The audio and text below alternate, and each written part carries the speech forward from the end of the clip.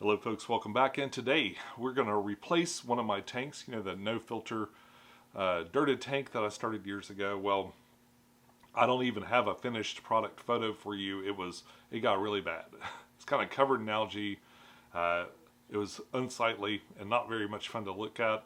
The glass had gotten kind of scratched up too, so I replaced it with a whole other aquarium. This is one I've just kind of had in my garage for a long time. It's a El Cheapo. I'll say El Cheapo. It was back from those dollar per gallon sales, so I bought it for $20 a long time ago, which is kind of inexpensive for an aquarium. And it's, but a lot of us have these aquariums because here in the U.S. at least, they were sold quite a bit through Petco and all the big box retailers. Except PetSmart. I don't think they ever did the dollar per gallon at PetSmart. But it's sort of the theme for this video is going to be mostly leftovers, so it's the leftover tank. I did buy one new product. I was a little short on my aquascaping material or my substrate, so I went and especially for a 20-gallon tank, so I went and bought one new product. So we'll be looking at that, and it is like a new type of soil. It claims to be bioactive and stuff. I don't think I really proved that it works one way or the other in that, because I used also a seasoned filter in this. I mainly got it because it was fun to plant in, and it was, but I thought those other things were interesting, so I wanted to share that with you too. Well, let's get started. All right, so I just went to PetSmart, and I was looking at the substrate, and I decided to pick this up. I've never used this before, but it looks like Eco-Complete. It has the same texture, and that's kind of what I was going for. I was looking for fluorite, like I usually use for some of these layers that I like to do, but I think I might use this as a top layer. Not so much for all the active bacteria, although it'll be interesting to see how that does. I'll have to be real careful when I initially fill up the tank. But I'm not sure how well that works or not, like if it's a big selling point, but it wasn't a lot more, and I really love to plant in this particular texture of a substrate. So we'll be using this today as kind of an experiment. Every now and then I do something different when I build a tank, and we'll see what happens long term. All right, so I'm looking at the instructions. It's pretty easy to follow. It does say that this is, they recommend 2 pounds for every gallon of water. So this big bag here is about an 8-gallon tank, because it's 16 pounds. So we are just supplementing with this. It's not getting the full treatment of this stuff. I think it was about $24, so that would be pretty expensive for a 20-gallon tank. You'd need at least, well, 3 of these, I guess, with some leftovers. Does seem to, it's got makes a lot of claims here. Here is the elemental analysis. Seems to have a lot of good stuff in there. And so supposedly this is really rich in iron. So, yeah, apparently so. So it'll be cool to see how well this does. It'll be at least a nice supplement. Went through my wall of aquascaping stuff, and I've just kind of grabbed a bunch of dragonstone. I'm not going to go too hog wild decorating this one. Oh well. But I've got some cool pieces of dragonstone I can use. And mainly with this, I want to build sort of a partition so that I can hide a sponge filter in there. I'm going to integrate a sponge filter into this, and then later on, I'm hoping to make it into something like this. I'm going to 3D print an enclosure, but it's going to be kind of like this, but sort of a double one with an oasis in the middle. So the light's going to shine down from a pendant down the middle, and there'll be a pool of light. It's going to be kind of dark on the edges. And hopefully I'll have these top-mounted gardens up here with some, I'll have to figure out a way to make the water not be noisy as it comes from here to here. This is actually real quiet. All you have to do is make sure that the drainage is under the water and doesn't get too low. But this tank has been doing great and running awesome for years. Over here, I've got another version of it. That's also doing really well, although it gets really super dark in here. So hopefully this will kind of fix that kind of issue by pushing the the plants to the side and then bringing the light down the middle. So there'll still be some light on the inside, although this is a weird tank in so many other ways. Also going to be using a lot of familiar other leftovers, like some fluval stratum. I've got two half bags somehow of that. And I've got some stuff left from my Aquascaper kit. I'm going to use to kind of fill in the gaps and stuff. We got some sand and some other things. Yeah, I got a lot of that big textured rock. That'll be real good in the very bottom of this. So that's good. All right. Let's put this together. I ended up with quite a bit of Anubis from that tank. These are all the ones that I could save. I've been it's been about 3 days, and every day I dump the water out and I'll put some fresh water in, so hopefully they won't rot like other ones did. But I'm about to use them now, so hopefully I've done it in time and I can save these. And in here, I've got some Crypt Parv mostly. That's mostly Crypt Parv. There was so much of it, and it's so hard to get. I definitely want to take the homegrown stuff that I have and propagate it. I've had a lot of luck kind of keeping that going. I want to do that some more. I've got some other crypts in there, which I'm going to plant, but it's the Parv I'm really hoping will survive. Time to get going.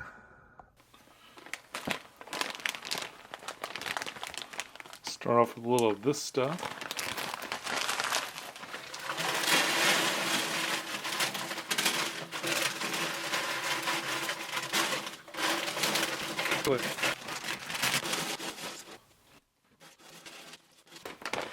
Stratum.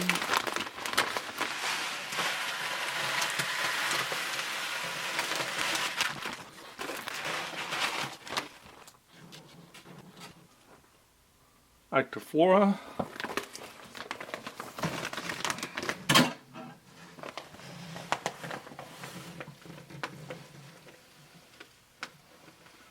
Well, let the liquid drain out first since I've already added a bunch of other stuff. Ugh. It is rather sludgy.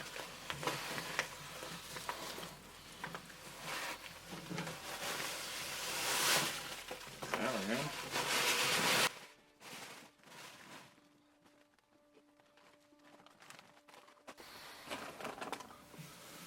Huh. This is like kinetic sand almost. Should be really fun to plant in.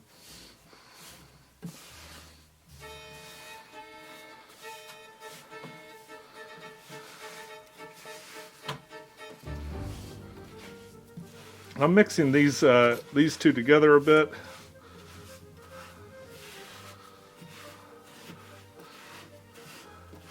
I'm kind of pushing stuff up towards the front. I think I've got some black sand still too, although I didn't see it with my stuff. Just gonna look and see if I can find that.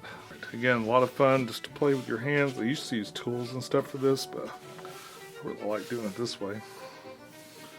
All right, now let's put some plants in there. It's already kind of wet, so we just start going for it, huh? Maybe I should do some hardscape first. Okay, we'll hardscape it.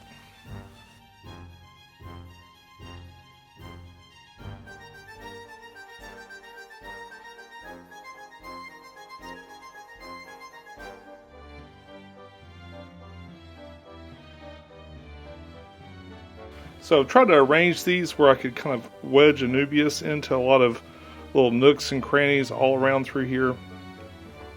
It looks really cool and dramatic this way, but it'll look even better with a bunch of plants kind of spread around, thickening this whole thing up.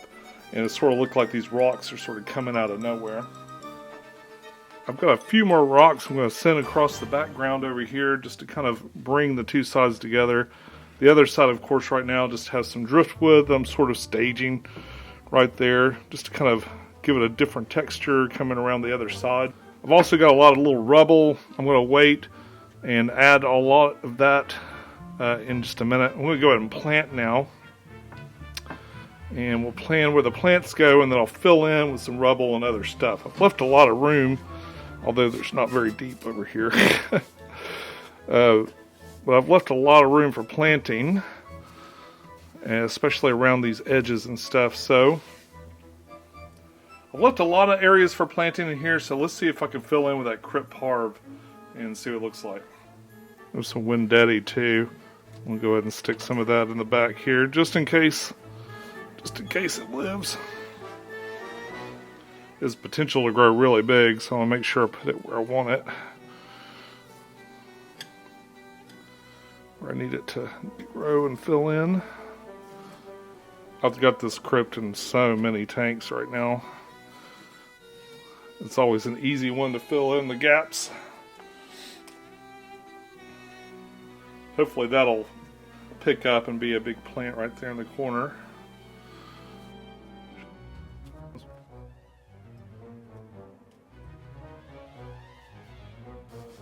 I kind of wish I had gotten 2 bags of this stuff, because it's so nice to plant in. It's so much better than a lot of these other ones. It really is the next best thing to maybe planting in sand or something. Sand is also amazing to plant in, but it doesn't have a lot of benefit beyond that.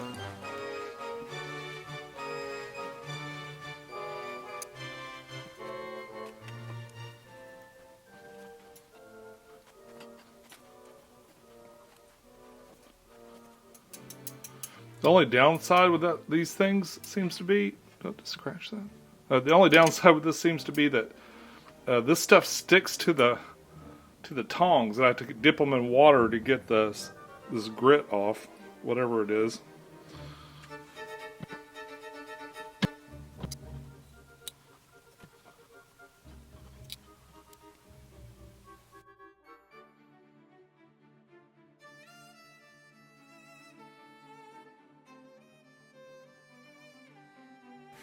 Alright, so that took a really long time, and I'm worried about this getting dried out. I've been kind of putting some water here and there, but I think I'd like to fill up the water kind of up to here maybe, then work on the Anubias on the next layer that I'm going to do with plants, and then that'll keep this nice and hydrated, and also let me know what's going to fall out, because it looks like this stuff settles quite a bit, and I'm sure I'm going to have to rearrange some things. So let's gently put some water in and try not to wreck everything. Well, unbelievably, I actually got a siphon to work this way. I'm sure it's going to trickle in and be really, really slow. So what I'm going to do is I'm going to try to put the bucket up on the corner and speed this up a little bit. Make sure it keeps going too, because I think as soon as this water gets up equal with this, it'll just stop.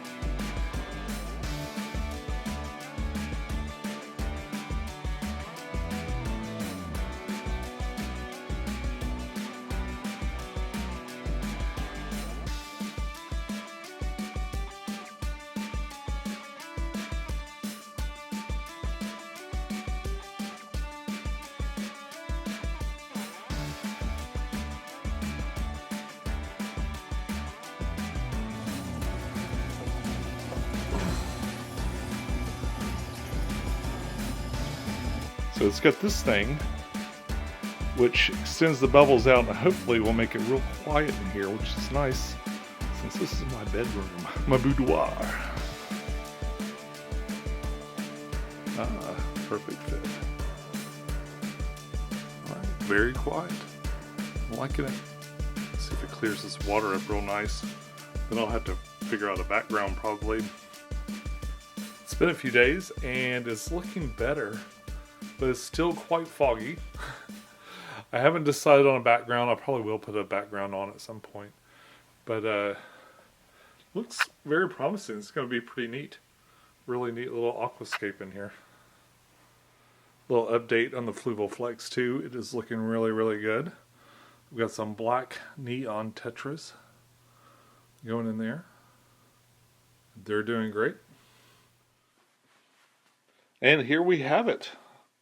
A few days in, it's gotten really clear. The dark green of my wall actually makes for a fairly decent background, so I'm not running to change it right now. I know this bright green object coming out of the top is a little bit obnoxious, like aquascape wise, but my goal was kind of just to get things going and have a nice quiet way to circulate the water in here. And it is doing that very well. I don't anticipate these will grow up. If I was trying to hide this, there are plenty of tall plants like these plants I've planted on the other side. I've got a lot of these crypts, and they seem to be not melting right away, so that's a good sign. These things get incredibly tall and can take over. That's why I hesitate to put them in. These things are extremely finicky, and they will look terrible probably for, if they don't die, for a little while, then hopefully they'll start to snap back. A lot of these were in kind of poor conditions before, so I'm not sure, it'd be quite a change into this new tank, but I did bring a lot of them, so, and I've actually not just put them in here, I put some in the new Fluval Flex, and I put some in my garage tank that I kind of grow out plants and some Madica rice fish. In fact, that's my goal, is to have some Madica rice fish and put in here. I've become sort of obsessed with them lately, and I'm really looking forward to being able to have another space to put them. So this is pretty cool. Also ended up adding some more substrate. I don't know if you noticed partway through the substrate part. I did add one more bag of leftovers that I had from the Aquascaper kit of that aquascaping sort of gravelly stuff that Fluval makes. So I used that to kind of help weight down some of these things and give a little bit extra stuff for their little roots to grab onto. All that stuff's real high in iron, so should be really good for their roots. And I did do a little last minute rescape over here because of course that branch started to float. I thought it would, but I didn't really think about it until I started adding water in there. I was like, oh, you know what, I bet that floats. And sure enough it did. So, and I could have soaked it and stuff. I could have made it work, or weighted it down with a rock. But really I was like, I think like another small patch of rocks here on the other side would look better. So I think the only other thing I probably could have done is gone over all of this with like another sand. Might look really interesting. It would really make these things stand out a little bit more, but what I'm hoping is that they'll grow out and that they'll do just fine. But I might go back in here with some sand. I was trying not to add too much of it because it just kind of gets eaten up by the rest of this stuff, and I've got two kinds of sand. One's real expensive, and the other is really, really cheap. And I don't want to add pool filter sand in here just to be a little bit too bright. And the other one I don't want to use if it will kind of get absorbed by everything else in here. So that's it for this right now. I'm going to leave this right here. I might try. I'm going to try to do a top for this. I'm going to redo this top part, and I might try to make a video out of it. Let me know if you're interested in seeing the whole process of creating 3D printed objects. I'd like to know. Talk to you soon. Follow your bliss. Keep a clean tank. I'll see you soon. Bye-bye.